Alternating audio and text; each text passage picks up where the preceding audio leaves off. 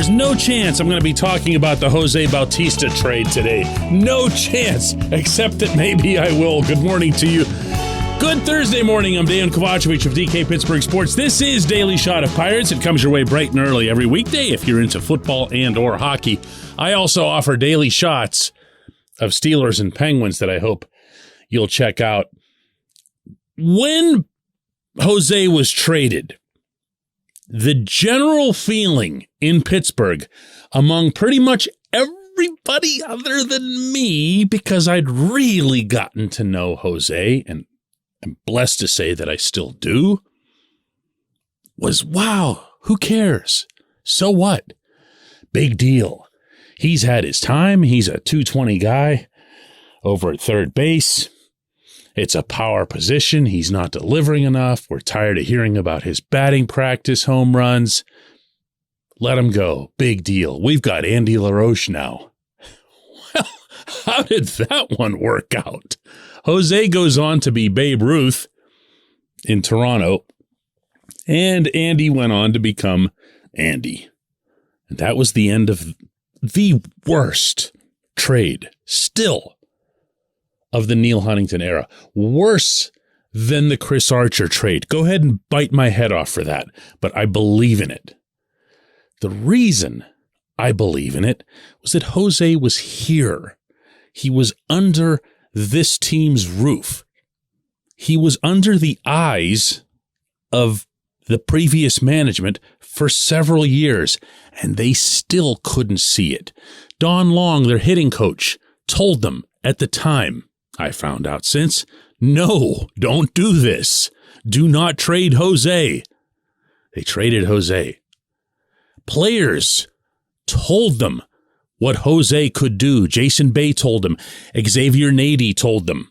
They didn't listen. They sent him out for a third-string catcher named Robinson Diaz, who was out of baseball within a year. That's horrific. And you know what? What the public thought of it at the time didn't matter at all. You know why? Because the public doesn't have anywhere near the information that's required to form a valid opinion on something that's this important. They can't. That's not a criticism. That's not knocking fans for being fans. You don't know. You can't know everything that management knows. Which leads me to this. Nothing drives me more crazy than when I hear from anyone, oh, well, that trade, that wasn't so bad because nobody really complained about it at the time. Not true. Not true. Fans didn't complain about it. But the people inside the team, the people who knew Jose the best, complained bitterly and vocally about it. Which will lead me in a moment to the trading of Bryce Wilson yesterday. And no, I'm not comparing them. This portion of Daily Shot of Pirates is brought to you by our friends at North Shore Tavern. That's directly across Federal Street from PNC Park. It's home of Steak on a Stone, an eating experience, underscoring the word experience. The steak is brought to you partially cooked on an 800-degree stone, and you do the rest. It's a ton of fun, it's a great meal, and it's a baseball atmosphere like no other in Pittsburgh. North Shore Tavern, right across Federal Street from PNC Park. Bryce Wilson was removed from the 40-man roster. He was available to any team via trade. The Pirates traded him to the Brewers inside the division for cash, which tells you how much the Pirates fear Wilson. He's going to be right there inside the Central. And boy, they can only hope that they face that guy several times a year, right? Do we care that Wilson was traded? No, of course not. However, if you rewind the clock a little bit, if you go back through the lineage, you'll see that Wilson and some dude whose name I've already forgotten were acquired for Richard Rodriguez a couple years ago, back when Rich Rod was a thing. Rich Rod was one of the 10 most effective relievers in all of baseball for a pretty good stretch there and had worked his way to the back end of the Pirates' pen. He was dominating at times. So at the time, in the moment that Rich Rod was traded, Ben Cherington was working with one of the hotter commodities in baseball. And the market, the return, should have reflected that. Now, here again, in separating baseball inside people from fans, baseball inside people, for the most part, recognize that closers aren't anywhere near the big deal that fans generally make them out to be. They're still just guys pitching one inning, and it's an inning like any other to people inside the game, for the most part. But from the fan perspective, closers get built up as being larger than life, entrance music and all that other stuff. It's still just an inning of relief, with some, albeit not necessarily a ton, of extra pressure. But Richie was traded. Richie went to Atlanta for Bryce Wilson and whoever this other guy is. I'm sorry, I'm not even wasting my time looking it up. He's some 24-year-old who's stuck in Greensboro. I did the research before coming on here, and now I forgot his name, and I really don't care. But it basically means that the Pirates got nothing for Richard Rodriguez, and that's not great. That's not great. When you're in the mode that the Pirates have been in for 3 years now, and you're moving out pretty much every piece of value that you have, you really don't want to go completely whiffing. And you definitely don't want to go completely whiffing when one of the acquisitions, specifically Wilson, was a close to the majors type who should have been easier to evaluate. What you wanted to be doing if you were Cherington is to continue piling up higher ceiling assets. This was way more in line with a Huntington trade. Now, what's this have to do with Bautista and the perception and the stuff that I mentioned earlier? Simple. Rich Rod leaves here and then is a complete bust. Gets caught cheating, which leads everybody to suspect that the sticky stuff that he was busted for was the reason that he was able to have the exceptional spin rate, and they're probably right about that. And then he ends up in the minors and didn't even pitch in the majors at all in 2022. So you can look at that in hindsight and say, good trade. I mean, well, not good trade, but just a whatever trade, because he didn't work out anywhere else either. No. What matters is the trade that's executed in the moment. When Cherington, for example, was shopping Adam Frazier, Frazier was at the absolute peak of his value, a legitimate National League All-Star vying for a batting title, contending legitimately for a Gold Glove.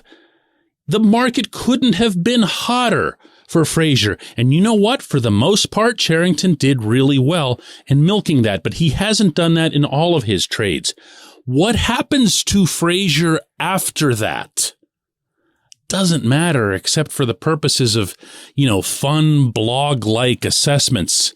From the Pirates' own perspective, what matters always is getting the maximum value for that player in that moment based on the right assessment.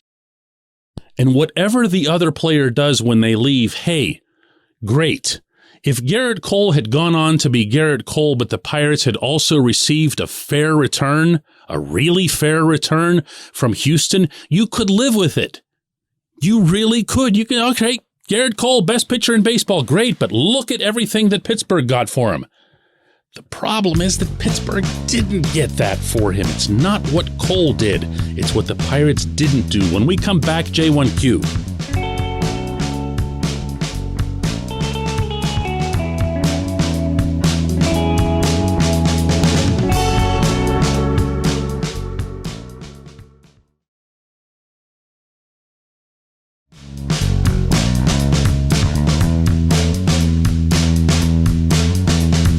Today's J1Q comes from Nick, who points out that Brian Reynolds is not pictured at all in the 2023 season ticket holder calendar, anything to that.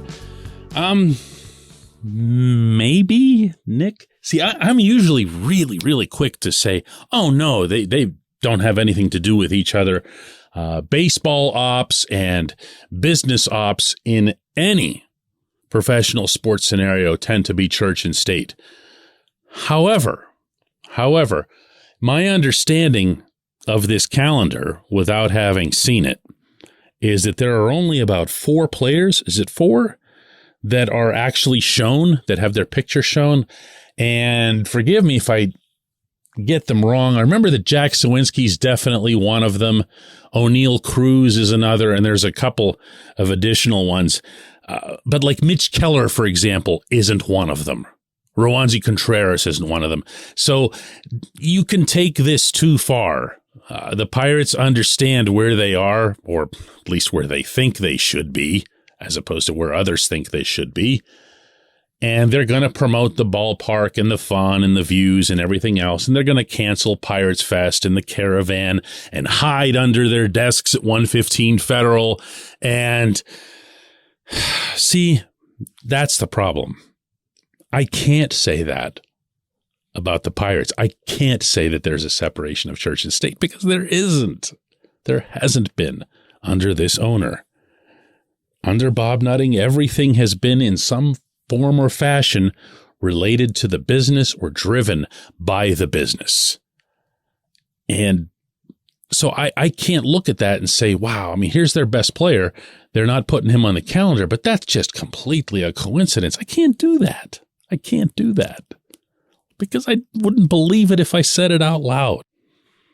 And you can do the same thing with the promotional schedule and see who gets a bobblehead and who doesn't. And, ultimately, none of this really matters. What matters is whether or not they can put together a championship level, and I said that with a straight face, product on the field at PNC Park someday. To do that, first and foremost, they'd have to give a crap. They'd have to care. They'd have to feel to themselves, not just Nutting, but the people under him as well, that that's the priority, not the business component. I don't get that sense. I wanted to get that sense under this new front office. That's why I gave them a chance. But I don't. That's not me changing my colors or coming around or seeing reality at last or whatever. It's not any of that.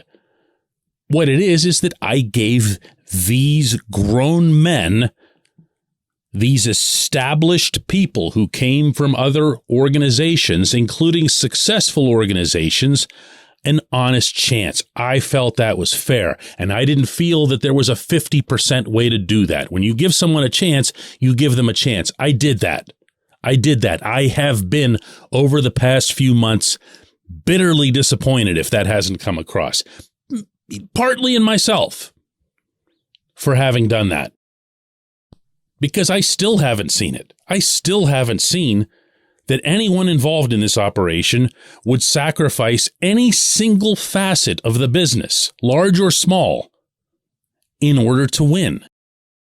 So yeah, if you're asking me if at some point or other somebody from the business side walked over to Charrington's office and said, hey, Ben, do you think it'd be a good idea if we'd include Reynolds in this calendar? He'd be like, no, don't do that. I could see that happening. I appreciate the question. I appreciate everybody listening to Daily Shot of Pirates. Let's do another one of these tomorrow.